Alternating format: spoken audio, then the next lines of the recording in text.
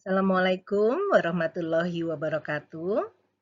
Bertemu lagi siang ini dengan saya, Marini, Magister Psikologi Psikolog.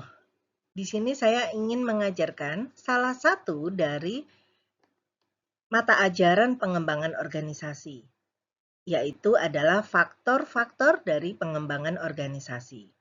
Karena seperti kita tahu, banyak hal yang mendorong dalam pengembangan organisasi. Ada dua faktor yang mendorong pengembangan organisasi, yaitu faktor internal dan eksternal. Apa saja yang termasuk dalam faktor internal? Yaitu faktor manusia dan faktor non-manusia. Sedangkan yang termasuk dalam pendorong pengembangan eksternal, faktornya adalah teknologi, politik, ekonomi, sosial, dan budaya. Satu-satu saya jelaskan ya. Pertama adalah faktor internal, di mana ini merupakan faktor yang bersumber dari dalam organisasi itu sendiri. Salah satunya adalah struktur dan budaya. Nah, ketika kita menyusun organisasi, pasti akan didahului dengan menyusun struktur organisasinya, di mana pola hubungan tugas antar pegawai ketika terjadi perpindahan pegawai, tugas dalam struktur tersebut tidak mengalami perubahan. Norma dan nilai dalam budaya organisasi juga resisten untuk terjadi perubahan. Pimpinan dan pegawai tidak ada di dalamnya berupaya untuk tidak terjadi perubahan, karena ini akan mengancam posisi mereka.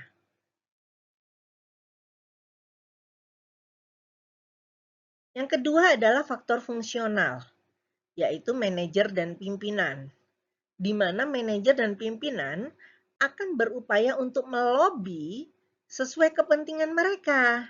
Jadi kalau sekiranya ini tidak mendukung mereka, mereka akan melobi dan mempengaruhi proses perubahan, sehingga perubahan tersebut tidak akan menyulitkan posisi mereka. Yang berikutnya adalah manajer dan pegawai. Adanya prasangka bahwa perubahan dapat mempengaruhi persepsi mereka. Pegawai cenderung resisten terhadap perubahan karena dapat menyebabkan stres dan ketidaknyamanan dalam bekerja. Jadi pegawai itu akan cenderung untuk tidak mau terjadi perubahan. Karena menurut mereka ketika terjadi perubahan itu akan mempengaruhi kinerja mereka.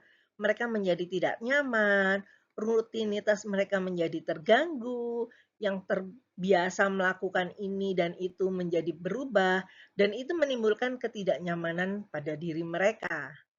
Nah, yang berikutnya adalah faktor eksternal, di mana faktor-faktor ini bersumber dari luar organisasi itu.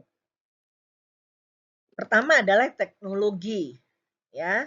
Seperti kita tahu bahwa teknologi itu adalah merupakan sesuatu yang terus berkembang tanpa henti. Ya, sebagai pengguna kita harus selalu mengikuti perkembangan tersebut. Jadi jangan sampai ada perubahan teknologi kita masih tidak mau ikut. Jadi kita terkesan sebagai organisasi yang kuno. Nah, perubahan teknologi itu diikuti terus. Jadi perubahan yang semakin canggih dan maju akan membuat organisasi harus terus berubah. Perkembangan teknologi merupakan inovasi bagi organisasi. Seperti kita tahu sekarang AI. Nah, perubahan ini harus diikuti oleh organisasi, di mana terkadang organisasi itu tidak mau mengikutinya. Karena banyak hal yang akan berubah, baik itu dari segi kinerja, segi biaya, ya, dari struktur organisasinya, itu akan banyak perubahan. Berikutnya adalah politik. Nah, seperti kita tahu terjadi efisiensi. Nah, perubahan ini akan mempengaruhi dan memaksa organisasi untuk berubah.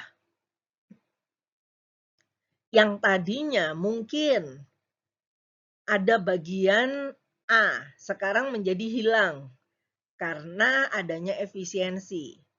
Nah, ini akan menjadi perubahan organisasi besar-besaran. Nah,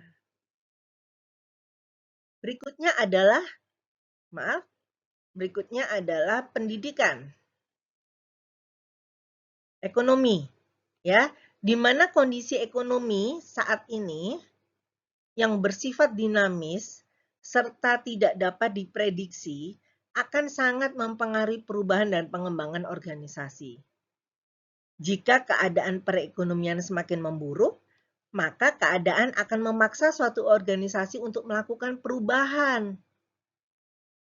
Seperti contohnya PHK besar-besaran, pengurangan pegawai, restrukturisasi organisasi.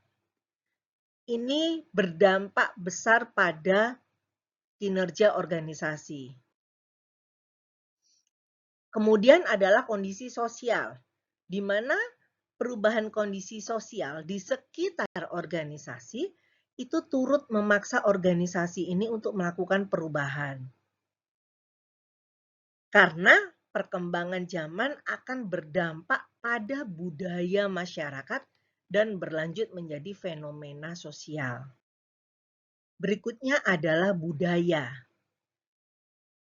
Nilai yang hidup dalam masyarakat, diantaranya budaya-budaya yang baru yang terjadi di masyarakat di sekitar organisasi tersebut, itu menuntut organisasi untuk melakukan perubahan, menyesuaikan nilai norma yang ada di sekitarnya, menyesuaikan nilai budaya yang ada di sekitar organisasi tersebut.